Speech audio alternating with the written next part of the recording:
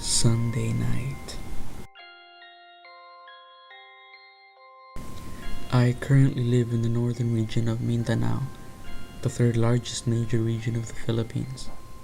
All of my older relatives all say the same thing, that a lot of the paranormal beings that they encountered all happened in the jungles and mountains of the southern Mindanao, which was a bit strange since a lot of the paranormal creatures in the Philippines were mostly found in Visayas, the second major region of the country.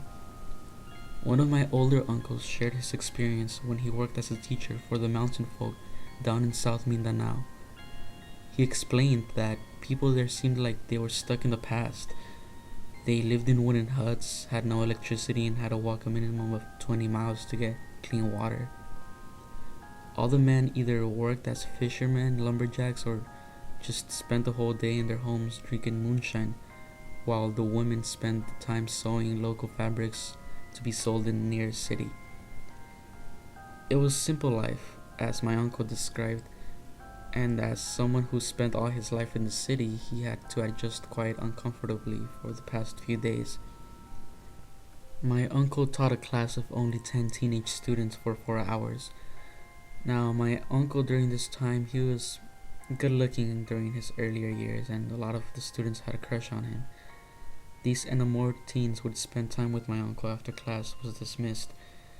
They'd tell him about how the people in this area did not believe in any religion outside of their own, which was paganism. Missionaries and traveling priests wouldn't find much people who were willing to listen to the word of God, and how the hardest of priests would end up leaving after a few days. The teenagers told my uncle many things about their lives, but what stuck to him the most was the fact that they told him to stay indoors every Sunday. He can stay up all night during every other day of the week, but never Sunday. My uncle dismissed this as local tradition, but he respected it nonetheless. The days went by normally until Sunday came. My uncle always found that the last day of the week was very eerie, since the village that he was staying in turned into a ghost town. The streets were abandoned, all the windows were closed, and the fog would set in that would disappear come sunrise. These windows being closed was especially strange, because the temperature would rise during the nighttime, and the most logical thing to do was to open and let the breeze in. But no, came Sunday and all the windows were closed shut. Although a strange experience, Sunday nights were pretty much uneventful. There was one Sunday night though that stood out. My uncle always found himself unable to sleep soundly during a Sunday night. He would end up doing nothing but stare at the ceiling. It was that particular night that he heard an unfamiliar sound. Crickets chirping and leaves rustling was the only sound my uncle would hear during a Sunday night, but on that particular time, he heard flapping. It was a sound you'd hear a bat make, except if the bat had huge wings. It sounded like huge leathery wings flapping over the village. Scared and confused, my uncle did the best thing that he could do. He forced himself to fall asleep. No sleep was to be had the entire night, as the sound of the flapping wings would suddenly fall silent. Then he heard again after a few minutes. My uncle later asked one of the students about what he had heard the night before, and the only answer they gave him was, "Just stay indoors because you have nothing to worry about."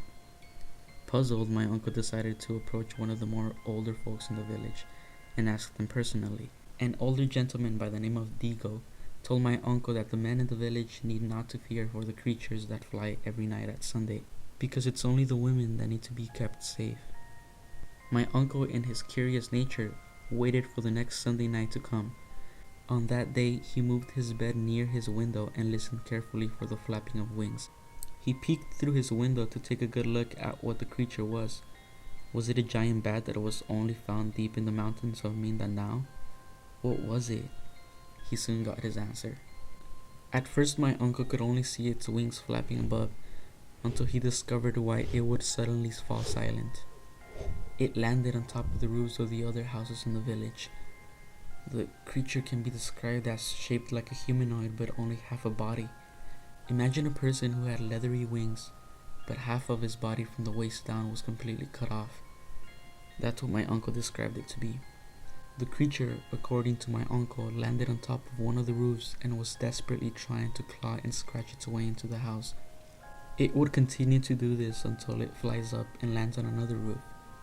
This scared the curiosity out of my uncle so much that he left the next morning. When I asked my uncle of the current state of the village, he told me that he had actually met one of his students a few years after he left. He asked her about the village and all she could say was, "All was well until I had to leave in a hurry when I was 3 months pregnant. My parents didn't want me to lose the child once Sunday night came."